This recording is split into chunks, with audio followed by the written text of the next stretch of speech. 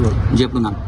રચના Hirpara, corporator, આમ આદમી party, Surat મહાનગરપાલિકા. રચનાબેન, કયા વિસ્તારમાં અને શું રજૂઆત લઈને આવ્યા છો? આજે ભેસ્તાન વિસ્તારમાં અમે આવ્યા છીએ અને ભેસ્તાન વિસ્તારની જે પોલીસની બાઉન્ડ્રી હોય, બાઉન્ડ્રીની અંદર અસંખ્ય દારૂના અડ્ડાઓ ચાલી રહ્યા છે અને જુગારના અડ્ડાઓ પણ ચાલી રહ્યા છે.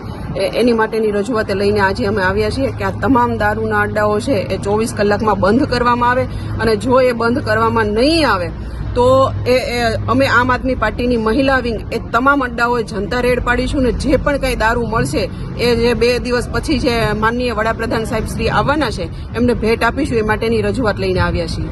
સુરત પોલીસનું કેવું છે કે ગુજરાતમાં દારૂબંધી છે, અહીંયાના ગૃહમંત્રી છે, ગૃહમંત્રીનું રજૂઆત છે કે અમે અહીંયા દારૂ વિકાતી નથી કે વેચતા નથી કે દારૂ મળતી નથી, તો દારૂબંધીની ભૂમિકાને તમે શું સમજો? ગૃહમંત્રી જો એવું કહેતા હોય તો હમણાં જે રેડ પડી તો એ દારૂ ક્યાંથી આવ્યું? જો ગુજરાતમાં દારૂબંધી છે એવું જો ગૃહમંત્રી કહેતા હોય તો ઠેર ઠેર જગ્યાએ અડ્ડાઓ ચાલી રહ્યા છે ને તે તમામ જગ્યાએ દારૂ વેચાય છે, ક્યાંથી આવે છે? દારૂબંધીની વાતો ખાલી કહેવા માત્રની જ છે અને કાગળ પરની જ વાતો છે. ગ્રાઉન્ડ પર ગૃહમંત્રી ઉતરે અને જોએ તમને ખબર પડે કે અસંખ્ય સુરતની અંદર દારૂના અડ્ડાઓ ચાલી રહ્યા છે. અહીંથી તમે 100 મીટરની દૂરી પર જાઓ ત્યાં જ દારૂનો અડ્ડો છે. કેમ કોઈ પોલીસ તંત્રને નથી દેખાતો? કેમ કોઈ જે રાજકીય મોટા માથાઓ છે એમને નથી દેખાતા? બધાની નિગરાનીની હેઠે જ આ દારૂના અડ્ડાઓ ચાલે છે અને બધાની મિલીભગતથી જ આ દારૂના અડ્ડાઓ ચાલે છે અને આનો ભોગ બને છે સામાન્ય જનતા.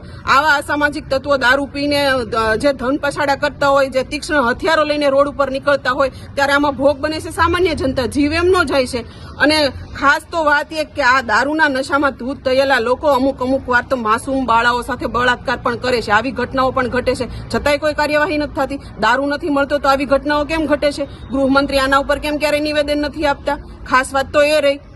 અને ખાસ જો આજે અમારી આ રજૂઆત સાંભળવામાં નહીં આવે કે 24 કલાકમાં કોઈ કાર્યવાહી કરવામાં નહીં આવે તો અમે જાતે મહિલા વિંગ આમ આદમી પાર્ટીની જનતા રેડ કરીશું. તમામ અડ્ડેથી દારૂ પકડીને જે માનનીય વડાપ્રધાન શ્રી આવવાના છે એમને અમે ભેટ આપીશું. આ અમારી રજૂઆત છે આજે.